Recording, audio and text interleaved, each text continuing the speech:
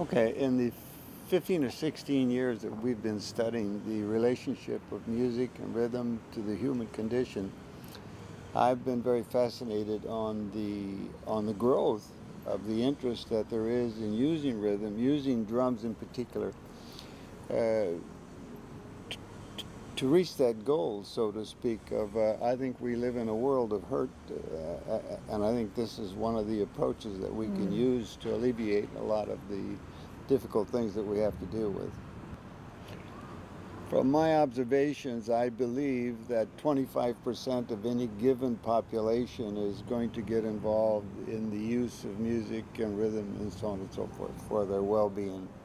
They'll accept the idea, which means in the United States there will be approximately 75 million people that will be involved. And of that 75 million, about 50 million, 55 million will certainly be involved with the drum, certainly be involved with rhythm. So when I translate this into world terms, it's not difficult to imagine the amount of drums that will be used and the amount of people that will be involved with the use of rhythm to do any of the life enhancement programs that they're going to want to and need to do. Never mind, I think that this has evolved into a need, and I don't think it's no longer a hobby. I think we're going from important to essential is where I think the path is that I can see. Okay.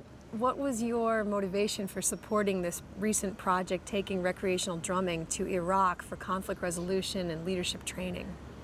Well, for me, it works.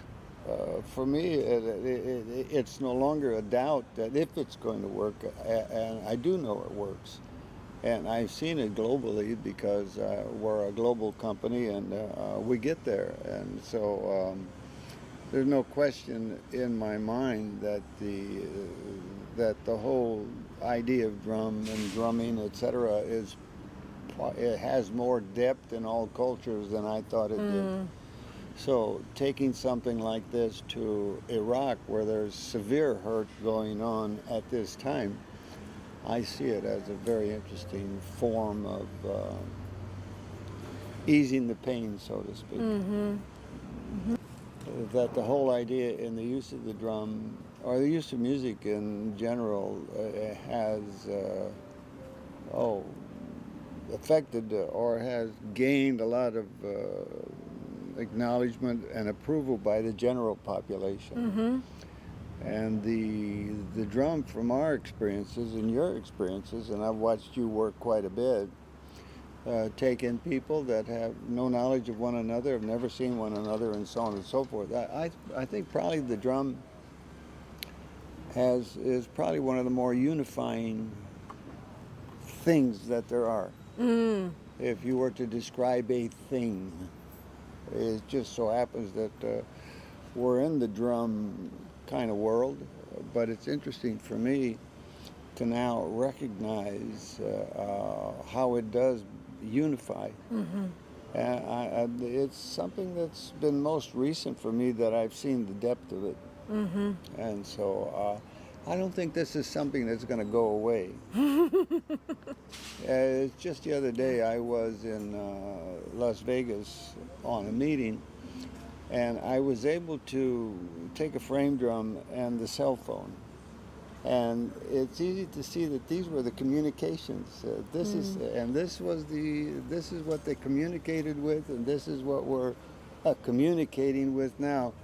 And to think that I'm making the same thing they communicated with 5,000 years ago against this thing that's current now, and how this thing is still viable.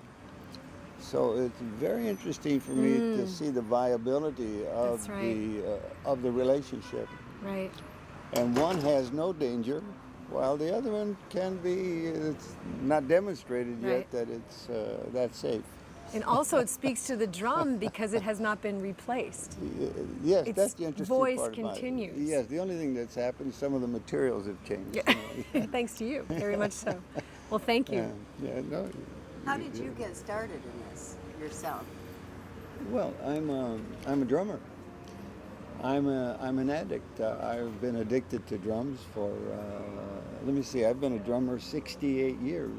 I'm 81 and I've been a drummer for 68 years, and so it's not a problem now. My evolution from an interest in drums, and then I worked, I earned a living for 18 years professionally.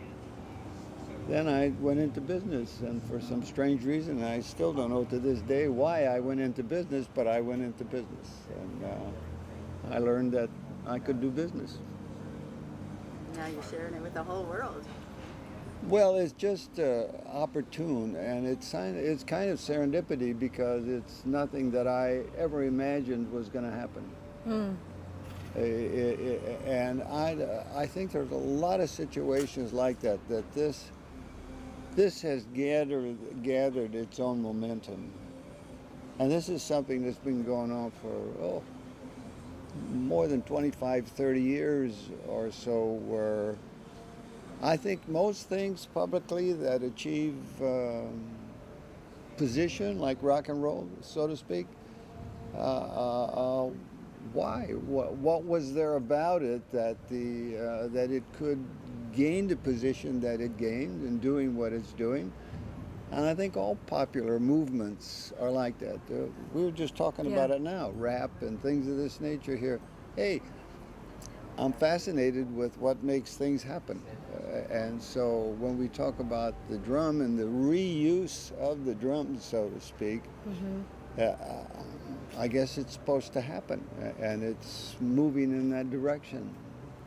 It's almost what Christine and I talk about, the tipping point, so to speak. We're almost at that tipping point. Did it start out, did you have the concept of healing and health, or has that evolved more recently, the health rhythms and that those programs?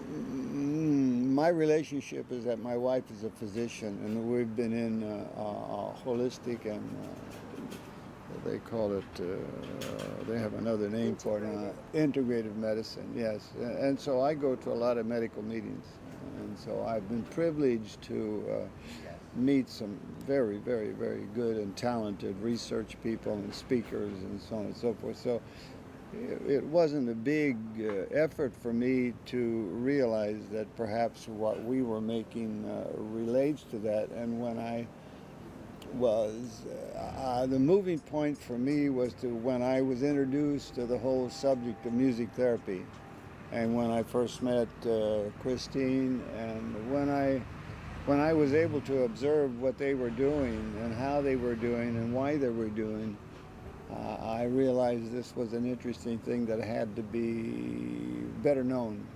And so it is. It's now the whole idea of music therapy is...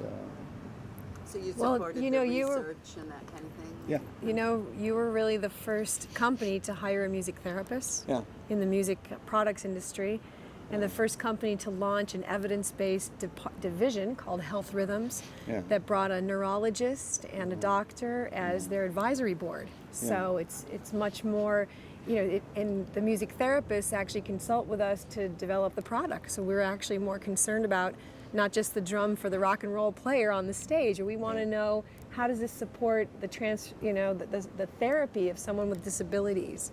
How does this help an occupational therapist, a music therapist? So a lot of the instruments are created with that in mind as well.